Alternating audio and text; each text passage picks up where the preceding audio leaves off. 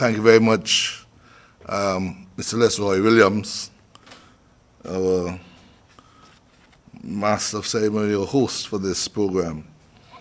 And good evening to all who are listening and viewing us this evening. This briefing has become such an important feature for us here in St. Kitts and Nevis in keeping us up to date on the response that our country has had to COVID-19, the coronavirus.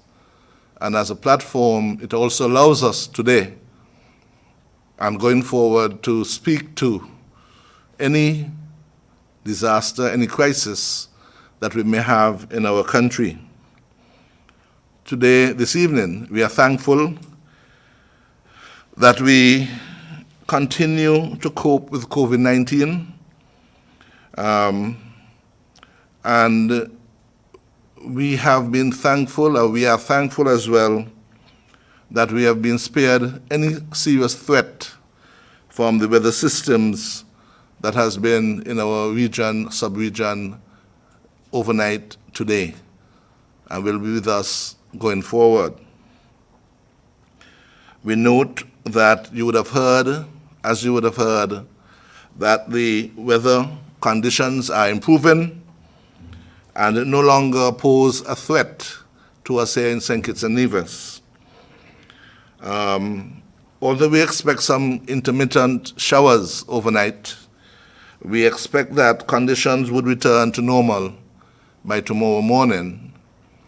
And as such, we would hope that all non-essential workers in our country will return to work as normal.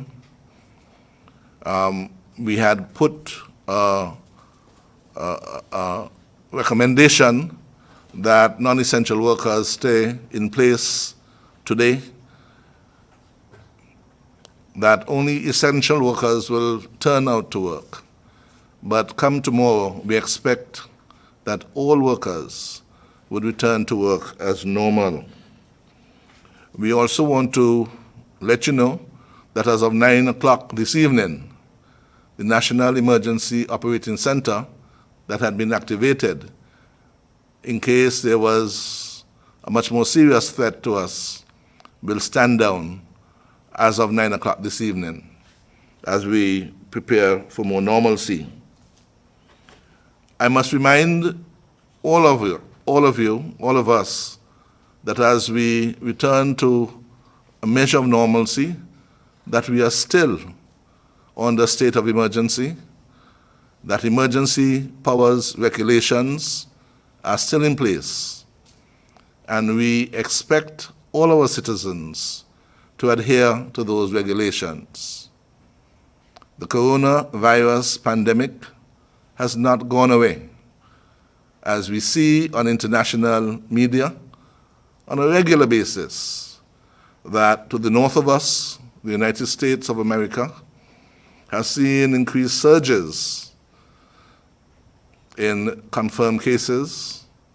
As our CMO, Dr. Laws, has reported to you earlier in this briefing, that over the last recent times, we are having the highest number of confirmed cases. I think she reported something like 2 million cases over the last week or so. And so it's very much with us.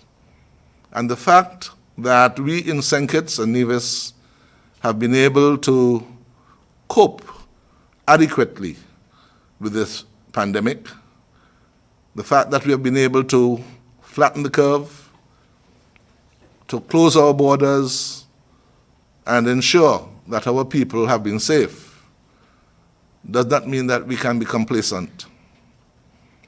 We understand that as we go forward, we have to consider the risks in trying to balance our economic affairs with our health concerns.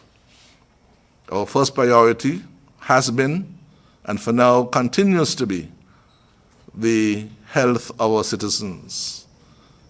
But we are slowly going to have to consider how we can get back to some level of economic normalcy as we had been accustomed to. And that is, how do we address the opening up of our borders? When will we be in a position to do so? And these considerations are very much before the federal cabinet.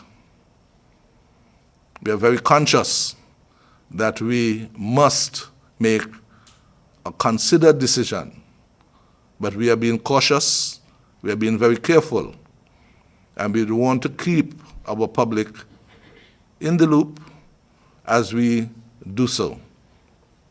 So I just want to implore all of our citizens to continue to follow the protocols that have been established: hand sanitizing, the wearing of masks. Dr. Laws has clearly stated, as has Superintendent Henry before her, that things such as mass gatherings must not happen, that we must be very careful not to be in a position to transmit or to somehow catch this COVID virus that's around. And we know that in our region, at least one of our states has what seems to be community spread, where it becomes very difficult. We cannot afford to have our health systems threatened, overwhelmed. We are a very small nation. We have done exceptionally well. And we will work with you to ensure that we continue to be safe, that we continue to the best we can for our family, our friends, and our whole society as we go forward.